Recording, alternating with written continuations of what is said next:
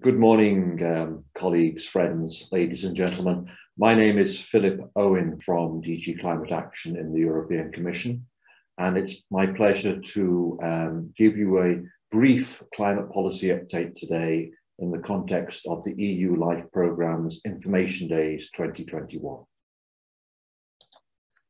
Let me start off by saying that the European Green Deal is alive and well. Adopted in December 2019 by the European Commission, it set out the new European growth strategy. Even with the COVID crisis happening shortly thereafter and still unfortunately being with us, the European Commission and the European Union has not backed away from the Green Deal, but has firmly said that this is also the recovery plan.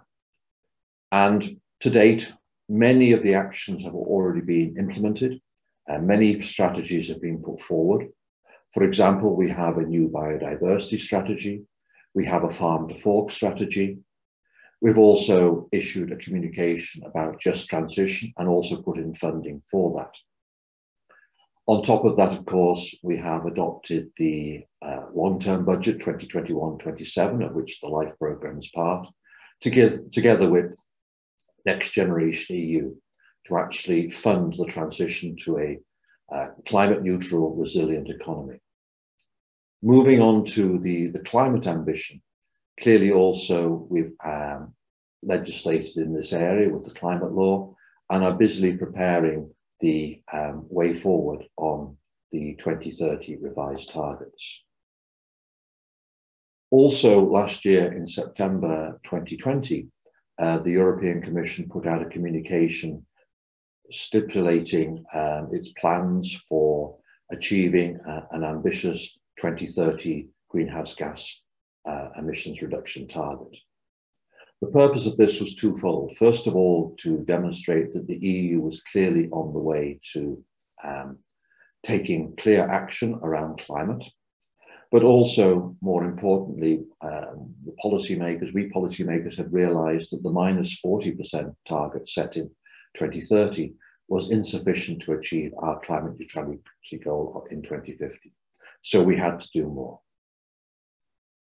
Clearly, therefore, as I said, this is also demonstrating European leadership, but also to limit our temperature rises to well below 2 degrees with an aim of being compatible with the 1.5 degrees target.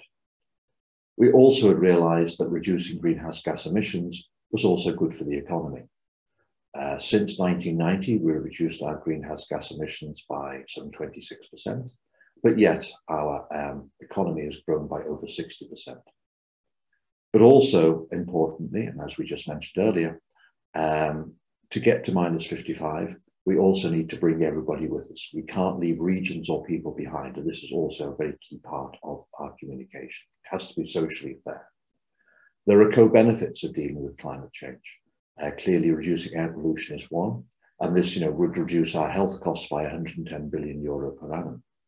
But also improving the energy efficiency of our buildings, for example, reduces emissions. It reduces our import bill because most of European oil and gas is imported.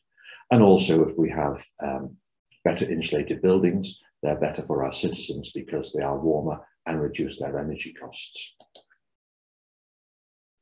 Back in 2019, we also said we'd come forward with a European climate law. This was proposed in early 2020 and has recently been finalised in the middle of April this year. Firstly, it sets a European-wide climate neutrality goal for 2050, but also it actually legislated overall for the minus 55% reduction in greenhouse gas emissions in 2030. It also put in place a mechanism for putting in a 2040 target on the way to climate neutrality in 2050. And on top of that, it also dealt with a number of areas to improve the governance of the system. It created an advisory board on climate change in the European Union, and also in terms of financing, recalled the principle of do no harm, and also climate mainstreaming in the overall multi-annual financial framework 2021 to 2027. We are currently well on the way to actually coming forward with legislation for the 2030 target. We expect this to be adopted in the middle of July this year. The key part, of course, is the emissions trading system, which covers around 45% of our economy and deals with the major emitters like the power sector, chemicals, steel, cement, things like that, but also includes a certain amount of aviation within the European Union in its scope. But the idea is to look at it further, to look at it again. It'll have to be adjusted to for the new target, but also new sectors, for example, intra-European maritime transport could also be brought within its scope. We also realised that if we are legislating in Europe for tough targets, we need our partners overseas to do the same. And as part of this, to take account of products coming into the European Union which may have not the same carbon regime attached to them in their countries, we need to also make adjustments at our border. And this is another proposal which will be made in the middle of July. For the 55% of the economy which is not covered by the emissions trading system, we also have an effort sharing regulation, and this is being reviewed. And this will make sure that all member states in all sectors will actually have to make efforts to meet that overall target. We'll come back to our Renewable Energy Directive because, of course, the 55% is one target, but also we have renewable energy and energy efficiency targets within that. And therefore, of course, there'll be a revision of the Energy Efficiency Directive. We need to come back on our land use work. Again, this is relatively recent legislation, but again, we need to see what the land use, agriculture and forestry sectors can do to achieve the overall targets, because this, of course, affects the effort sharing regulation very specifically. Taxation will also get a look at. The European Union requests minimum taxation levels for energy, and again, this will also be reviewed. But in many ways, the European member states are actually going further than this legislation already. We will also look at our vehicles, and again, we have car and van and truck targets for 2030, but again, these need to be revisited specifically to encourage electric vehicles, other low carbon fueled vehicles into the fleet. We will look at also the sectors like gas and methane and many other areas to make sure that this is an overall holistic package for 2030 on the way to our climate neutrality target in 2050. I've talked a lot about mitigation so far, but also quite clearly climate adaptation is extremely important. We're already seeing the effects of rising temperatures in Europe. We're seeing more forest fires, we're seeing floods, we're seeing storms, and also torrential rain. So this is, climate change is happening. It is having an impact in Europe, and we need to be ready for this. So whilst we had a strategy on adaptation dating from 2013, it was felt to be very much the time to actually come back and revisit this. And so earlier this year, in February, after a thorough consultation and an impact assessment, we also came forward with a new adaptation strategy. This is built around 4 pillars. Firstly, we want to make our adaptation smarter. We do realise that we don't have all the knowledge and data necessary for making all the right policy decisions. So we will be looking to gather further information on this from the public sector, but also from the insurance industry, to make sure that we have the information and knowledge and the costs on what is happening when climate shocks take place. We also need to be more systematic about what we're doing. So we want to make sure that our adaptation strategies and plans are improved.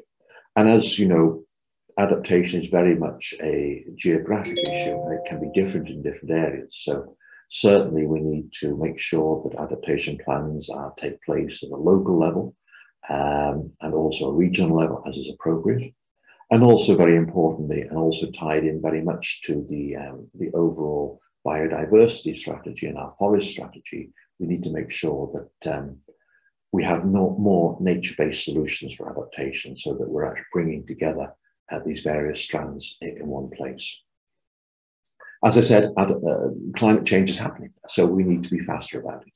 We need to make sure that we have a quick rollout of solutions, but also that we have the data available, as I mentioned earlier, and also that this has an impact on our overall freshwater stocks, and actually how we actually deal with this is very important. We also realise that Europe is certainly not the only region being impacted by adaptation. It is certainly something which is very important in our less developed country partners, but also in the small island states around the world. And therefore, as part of this, this is very much part of the international agenda, and very much part of the climate change negotiations. And therefore, we need to do more with these partners, both in terms of policy development and cooperation, but also in terms of seeing what we can do for funding. And this is also an area where we will actually do more in the future, and also possibly include the adaptation strategy as part of the European nationally determined contribution to the Paris climate change process. So whilst that is very much focused on mitigation to present, we are thinking certainly about moving this forward into adaptation. So in terms of the LIFE programme, please watch this space.